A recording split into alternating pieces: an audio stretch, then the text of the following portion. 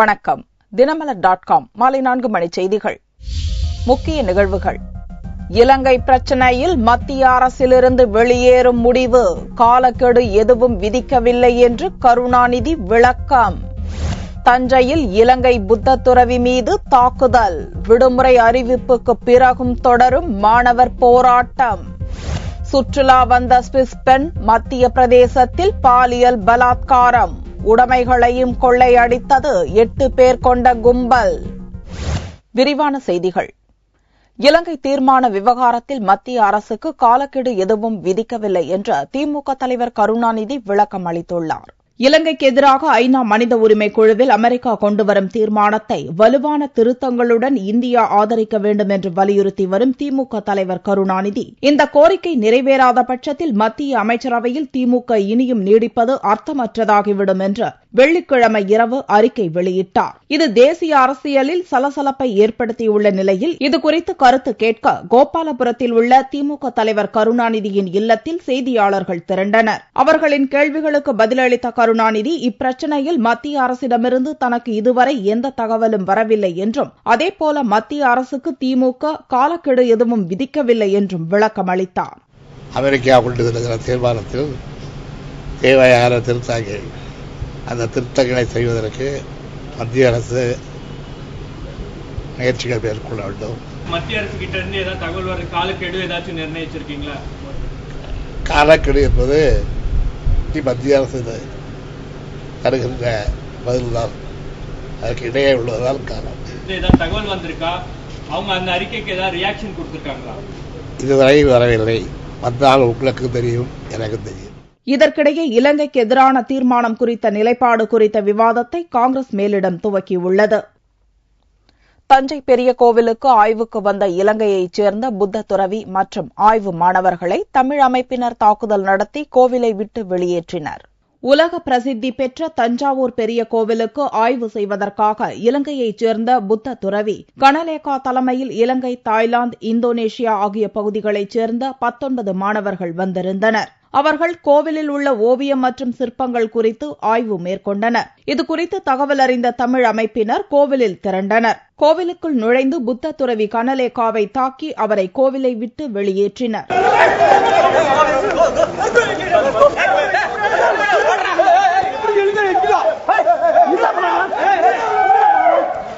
கிட்டத்தட்ட 1.5 லட்சம் ஈழத்தமிழரை படுகொலை செஞ்ச கொடியவர்கள். அதுல இந்த புத்த பீச்சுகளும் உண்டு. இந்த 1.5 லட்சம் ஈழத்தமிழரை கொண்ட பிறகு இலங்கையில, மத்திய இலங்கையில, தெற்கு இலங்கையில இவங்க இனிப்பு கொடுத்து கொண்டாடத்தை கொண்டவங்க இந்த புத்த பீச்சுகள். அதனால இந்த புத்த பீச்சில தமிழ்நாடு அரசு அனுமதிக்க கூடாது. இந்த தாக்குதல் சம்பவத்தை தொடர்ந்து புத்த துறவியும் ஆய்வு மாணவர்களும் தொல்லியல் துறை அலுவலகத்தில் தஞ்சமடைந்தனர். தகவல் அறிந்து விரைந்து வந்த போலீசார் தமிழ் அமைப்பினரை கைது செய்தனர். இதற்கிடையில் இலங்கை பிரச்சினை தொடர்பாக மாணவர்கள் போராட்டம் தமிழகத்தின் பல்வேறு பகுதிகளில் சனிக்கிழமையன்றும் தொடர்ந்தது. மாணவர்களின் போராட்டத்தை தொடர்ந்து கலை மற்றும் அறிவியல் கல்லூரிகளுக்கு தமிழக அரசு காலவரையற்ற விடுமுறை அறிவித்தது. இதைத் தொடர்ந்து சென்னையில் உண்ணாவிரதம் இருந்து வந்த மாணவர்கள் போராட்டத்தை தற்காலிகமாக நிறுத்திக் கொள்வதாக அறிவித்தனர்.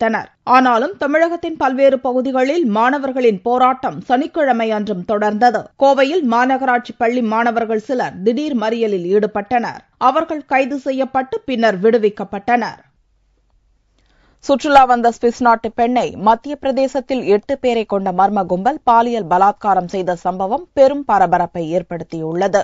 சுவிட்சர்லாந்து நாட்டைச் சேர்ந்த 39 வயது பெண்ணும் அவர் கணவரும் இந்தியாவுக்கு சுற்றுலா வந்தனர். மத்திய பிரதேச மாநிலத்தில் பிரசித்தி பெற்ற ராமர் கோவில் அமைந்துள்ள ஆர்ச்சா என்னும் பகுதிக்கு வந்த அவர்கள் அங்கிருந்து ஆக்ராவுக்கு சைக்கிளிலேயே செல்ல திட்டமிட்டனர். வழியில் தாட்டியா மாவட்டத்தில் காட்டுப்பகுதியில் ஒரு குக்கிராமத்தில் முகாமிட்டிருந்தனர். வெள்ளிக்கிழமை இரவு அங்கு வந்த 8 மர்ம ஆசாமிகள் கணவரை தாக்கிவிட்டு அப்பெண்ணை பலாத்காரம் செய்தனர். பிறகு அவர்களிடமிருந்த உடைமைகளையும் கொள்ளையடித்தனர். स्विट्जरलैंड से पेयर इंडिया में घूमने आया था बाइसाइकिल से, और ये ओरछा से आगरा जा रहे थे जी। तो झड़िया गांव के पास इन्होंने जरा ठीक ठाक से जगह फॉरेस्ट देखा, वहां पे जाके ठहर गए। तो जब ये ठहर रहे थे उस समय 8:30-9 करीब रात का समय था। उस समय कुछ लोगों ने इनके साथ आकर के लूटपाट भी की।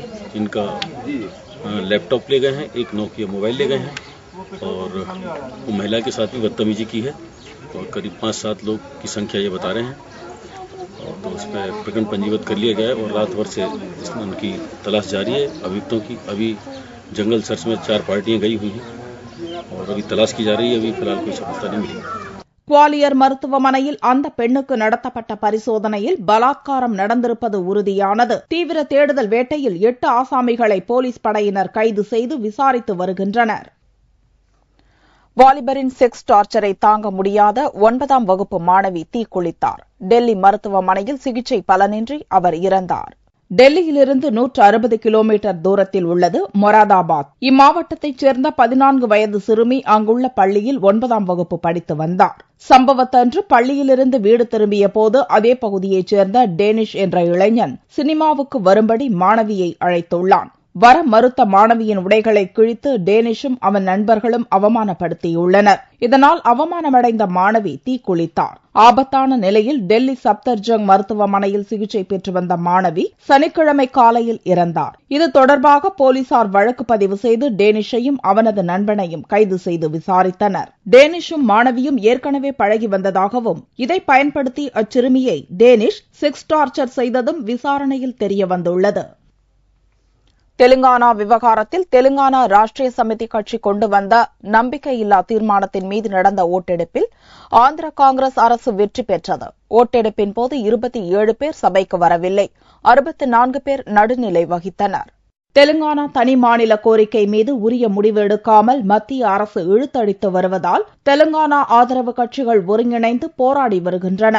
இந்நிலையில் தெலுங்கானா விவகாரம் தொடர்பாக ஆந்திர காங்கிரஸ் அரசு மீது நம்பிக்கையில்லா தீர்மானத்தை தெலுங்கானா ராஷ்டிரிய சமிதி கட்சி வெள்ளியன்று கொண்டு வந்தது.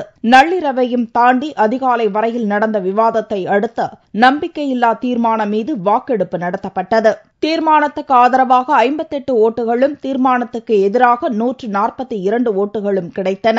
இதனால் கிரண்குமார் ரெட்டி அரசு தப்பியது. காங்கிரசுக்கு கடும் சவாலாக இருக்கும் ஜெகன்மோகன் ரெட்டியின் ஒய்எஸ்ஆர் காங்கிரசும் தீர்மானத்துக்கு ஆதரவாக ஓட்டளித்தது. 64 எம்எல்ஏக்கள் நடுநிலை வகித்தனர். 27 எம்எல்ஏக்கள் ஓட்டெடுப்பின் போது சபைக்கு வரவில்லை. Yeas are 58, noes are 142, neutrals are 64. Noes have it, noes have it. The motion of no confidence is lost. Telugu Desam நடுநிலை வகித்த போதும் அக்கட்சியின் 9 எம்எல்ஏக்கள் தீர்மானத்துக்கு ஆதரவாக ஓட்டளித்தனர். அதனால் அவர்கள் மீது ஒழுங்கு நடவடிக்கை எடுக்க கட்சித் தலைவர் சந்திரபாபு நாயுடு முடிவு செய்துள்ளார். பாகுபாடின்றி வறட்சி நிவாரணம் வழங்க வலியுறுத்தி திருச்சியில் வேளாண் கூட்டுறவு வங்கிக்கு பூட்டு போட்ட விவசாயிகளை போலீசார் கைது செய்தனர்.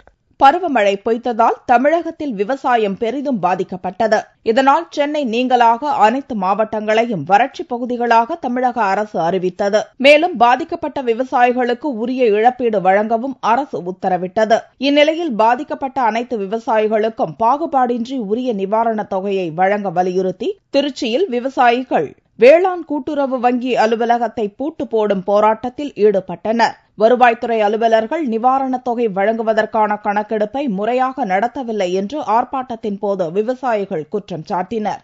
வறட்சி நிவாரணம் என்பது அங்கொன்றும் இங்கொன்றுமாக பாகுபாடு காட்டி வேண்டியவர்களுக்கு ஒன்று வேண்டாதவர்களுக்கு ஒன்று என்று இழப்பீடு கொடுத்துக் கொண்டிருக்கிறார்கள். தமிழகம் முழுவதும் அறிவிக்கப்பட்டுள்ள 31 மாவட்ட விவசாயிகளுக்கும் முழுமையாக சராசரியாக வறட்சி நிவாரணம் கொடுக்க வேண்டும் என்பது தமிழக விவசாயிகள் சங்கத்தின் கோரிக்கையாகும். வங்கிக்கு பூட்டு போடும் போராட்டத்தில் ஈடுபட்ட விவசாயிகள் அனைவரையும் போலீசார் கைது செய்து பின்னர் விடுவித்தனர்.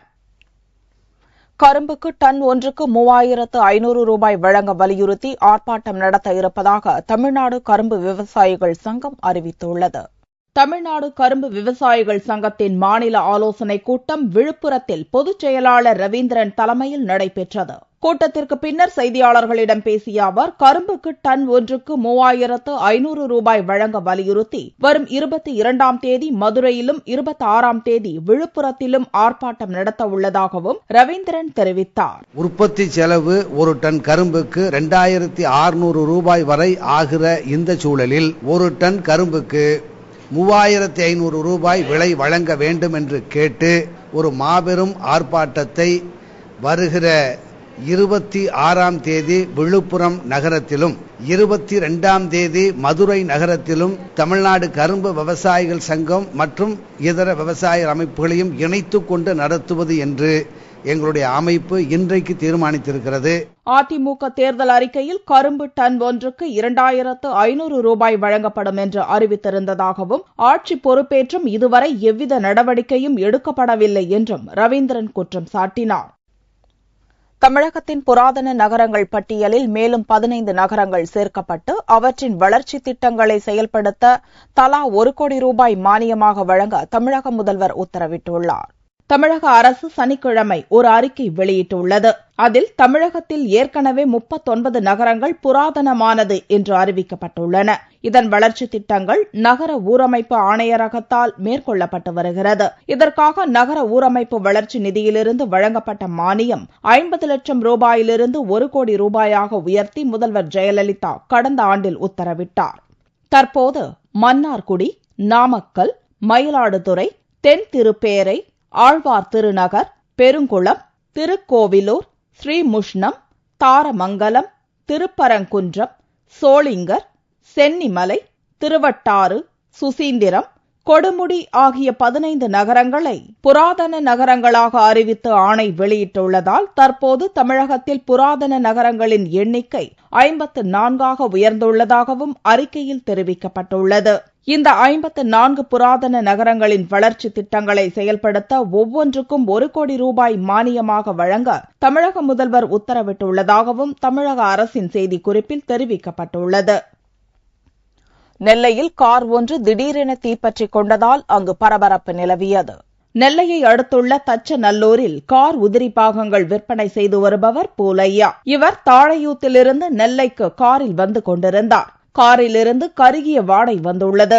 உடனடியாக காரை ஓரமாக நிறுத்திவிட்டு வெளியே வந்து பார்த்தார். அப்போது காரின் முன்பக்கம் தீப்பிடித்து எரிந்து கொண்டிருந்தது. காற்றின் வேகத்தால் தீ கார் முழுவதும் பரவியது. தகவல் அறிந்து சம்பவ இடத்திற்கு விரைந்து வந்த தீயணைப்பு துறையினர் தீ பரவாமல் தடுத்தனர். திடீர்னு கருகல் வாடை அடிச்சிச்சு, அதனாலதான் ஓரமான பட்டு பானட்டத்தை. நெல்லை மதுரை சாலையில் இந்த சம்பவம் நடைபெற்றதால் அங்கு பெரும் பரபரப்பு நிலவியது.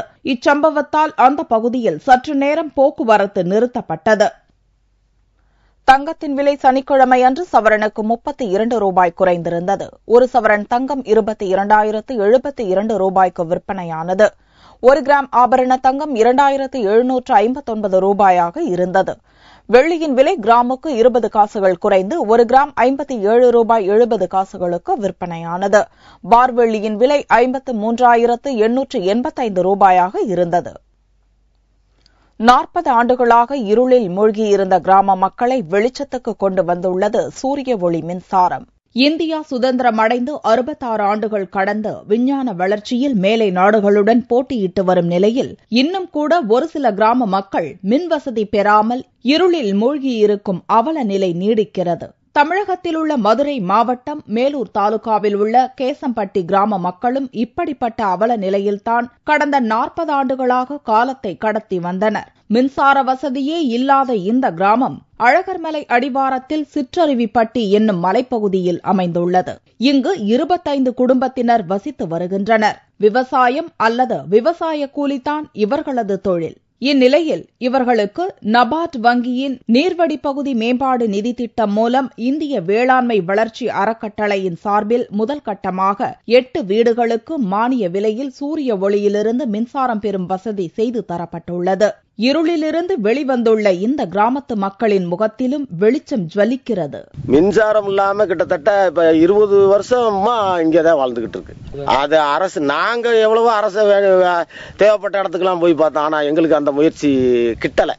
நபார்டு மூலயமா, இந்தியன் பேங்க் மூலயமாவும் எங்களுக்கு மானியத்தோட சூரிய ஒளி 8 வீட்டுக்கு கொடுத்திருக்காங்க. அதிக ஒரு சந்தோஷம் இருக்கு. பிள்ளைகள் படிக்கக்கூடிய வாய்ப்பு இருக்கு, இரவுல படிக்கக்கூடிய இருக்கு. மின் வசதிக்கு முன்பாகவே இந்த கிராமத்துக்குள் மொபைல் போன்கள் நுழைந்து விட்டாலும் கூட இப்போதுதான் அவற்றை ரீசார்ஜ் செய்து கொள்ள அவர்களால் முடிகிறது. மின்சாதன பொருட்களும் இங்கு தங்களின் சுவடுகளை பதிக்க துவங்கிவிட்டன. முன்னாடி எதுவுமே கரண்ட் இருந்து எல்லாமே விறகு வச்சு எரிப்போம். இப்ப நல்லா இருக்கு. எந்த நேரம் இருந்தாலும் நம்ம சமைக்கலாம், என்ன நேரம் இருந்தாலும் வீடு வேலை பார்க்கலாம். நல்ல சந்தோஷமா இருக்கு. இப்போதைக்கு இந்த சோலார் போட்டுங்க, அது பரவாயில்ல, நல்லா இருக்கு. மண்ணெண்ணெய் விளக்குகளே கதி என இருந்த மாணவர்களுக்கு இப்போது இரவில் படிக்க சூரிய ஒளி மின் விளக்குகள் துணை புரிகின்றன. சூரிய ஒளி இப்ப படிக்கிறதுக்கு நல்லா உதவுது.